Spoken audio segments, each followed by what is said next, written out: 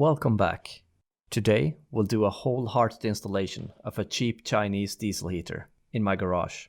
Afterwards we'll do some testing in order to answer if this kind of heater is powerful enough for a space like this, and if exhaust heat recovery is worth it. The workshop layout is 7.3 by 5.1 meters with a door here, here, a row of windows here and a ceiling height of 2.4 meters. It's a fairly normal insulated brick garage. Nothing special. This wall is dedicated for storage and half of this will get workbenches. Since this door is electric, I like to keep this area clear for car parking purposes. There is an existing vent here in this wall. Using that means I don't have to cut a new hole in the wall for the exhaust. This will be a good location for the heater.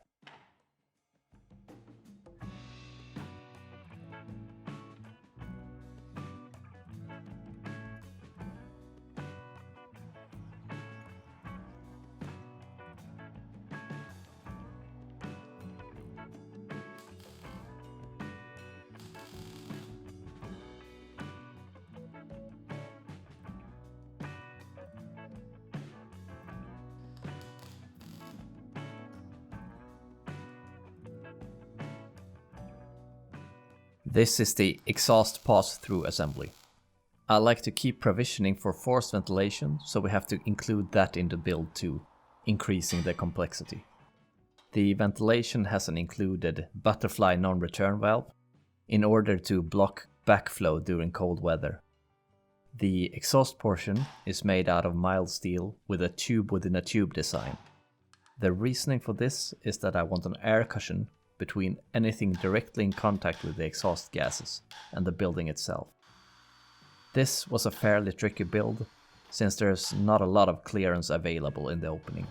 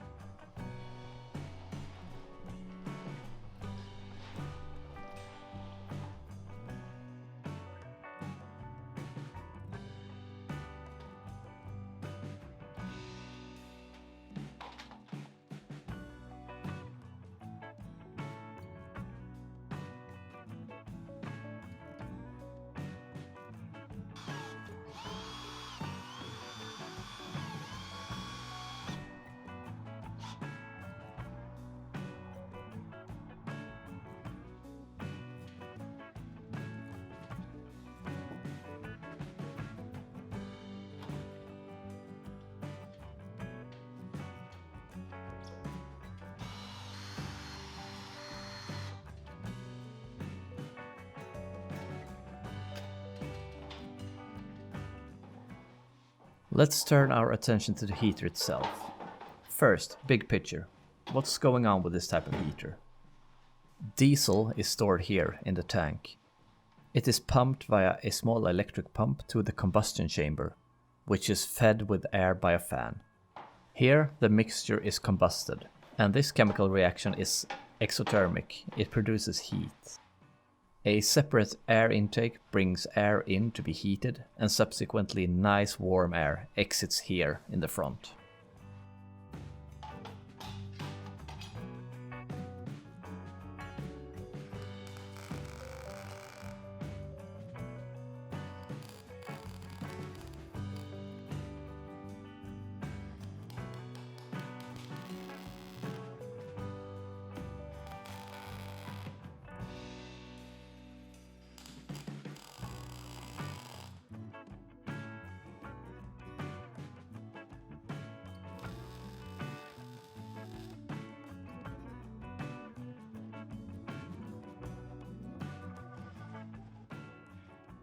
The mounting itself isn't very interesting. It's a wildly overbuilt bracket. The only thing that kinda spiked my blood pressure was that I broke my nut riveter, and I struggled way more than I like to admit without it.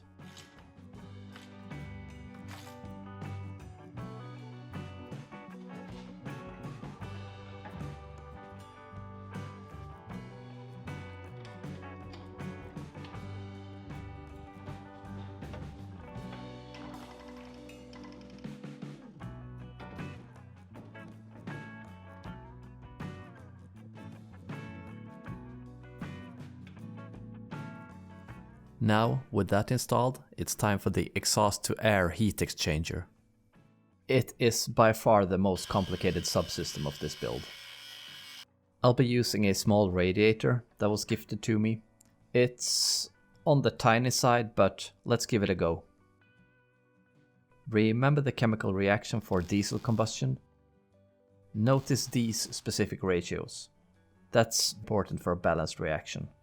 Too much air creates a lean condition. Within reason, it's not the end of the world for this application, but you would leave some heat on the table. Or in the air maybe? Anyhow, I'm far more concerned with too little air, a rich condition. This causes soot, which can clog up the heater, and generally, partial combustion is something you like to avoid. It can create some nasty stuff. I am worried because exhaust heat regeneration inevitably will make my exhaust run longer and more complex, negatively impacting the flow of air. This is the reason why I'm expanding the end chambers on the radiator, to be able to fit a larger diameter inlet and outlet. I am concerned with one more thing. Yes, water. Combustion creates water. It's a natural byproduct. Normally, this isn't a huge concern. You just make sure that your exhaust have a constant slope downwards. My exhaust does not have a downward slope. Also, since we're trying to extract energy by cooling the exhaust gases, even more water will condensate. My first thought was to put the included muffler at a low spot, since it has a drain port. However, I have reconsidered. If it has a drain port, it's by definition not sealed, which means that exhaust gases can leak into the workshop. Yeah, no thanks. This is my solution. A water trap, followed by a drain into a collection jar.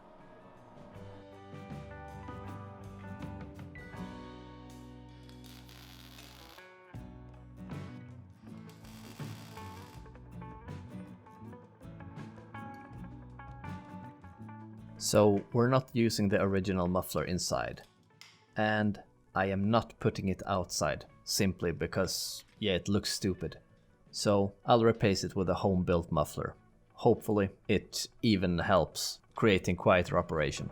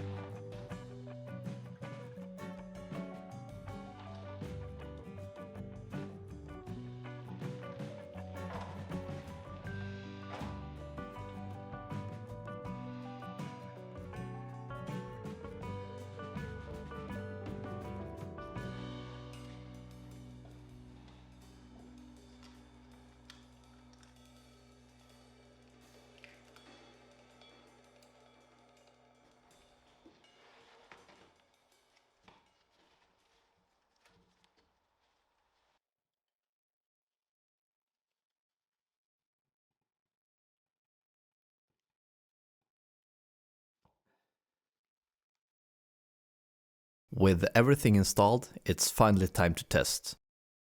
I ran it at the max setting for 1.5 hours and logged the temperature every 10 minutes for 4 different locations in the garage.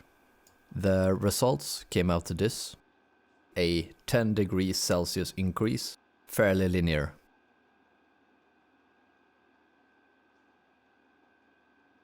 I also measured the temperature of the radiator. Given the values, it produces roughly 100 watts of heat. Theoretically, it actually comes out to roughly 50% of the effective heating of the air in this space. Not too bad at all. However, I've used this for a couple of weeks now, and all my headaches has come from the exhaust heat recovery. My problem specifically is that I could not find a brush on white paint quite at the temperature rating required. Now every time that I run the heater, it produces a rather unhealthy smelling odor. To sum it up, the evidence points to that exhaust heat recovery produces a significant amount of heat. However, it does increase the complexity and the labor of the installation, so only consider it if you actually need it. I would try without it first, and then if it isn't heating enough, consider adding it. Thanks for watching.